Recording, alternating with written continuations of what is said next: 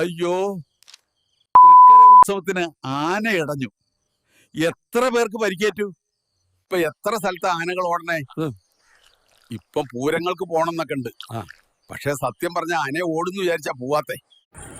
എല്ലാ വർഷവും ഏതെങ്കിലും ഒരു ഉത്സവ പറമ്പില് ഇത് നമുക്കൊരു സ്ഥിരം കാഴ്ചയാണ് അല്ലേ? അധികം വേനൽക്കാലത്താണ് ഇത് സംഭവിക്കുക. കാരണം എന്താ? നമ്മക്കേ ചൂട് സഹിക്കാൻ വയ്യ. പിന്നെ ഈ ചുട്ടുപഴുത്ത റോട്ടിൽ മണിക്കൂറുകളോളം നിന്നിട്ടുള്ള എഴുന്നള്ളിപ്പ് അതെങ്ങനെ സഹിക്കാം? പിന്നെ അതാ ഈ കാണുന്ന ദ്രോഹം. എന്ത് മഹാപാപം ചെയ്തിട്ടാണ് ആ മിണ്ടാപ്രാണി ഇങ്ങനെ സഹിക്കണത്? അതിൻ്റെ ആ ഒരു വിഷമം അത് പ്രതികരിച്ച് പോവുകയാണ് മനുഷ്യന്മാർക്കെതിരെ. അതാണ് നമ്മൾ ഈ കാണുന്നത്. എന്താപ്പോ ഇതിനൊരു പരിഹാരം? പരിഹാരമുണ്ട്. റോബോട്ട് ആനയെ കൊണ്ട് എഴുന്നള്ളിപ്പിച്ചാൽ മതി. അതാവുമ്പോൾ പേടി കൂടാതെ പൂരം കൂടാം.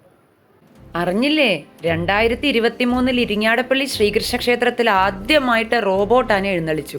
അതിനുശേഷം എല്ലാ വർഷവും അവിടെ ഉത്സവത്തിന് റോബോട്ട് ആനയാണ് എഴുന്നള്ളിപ്പിന്.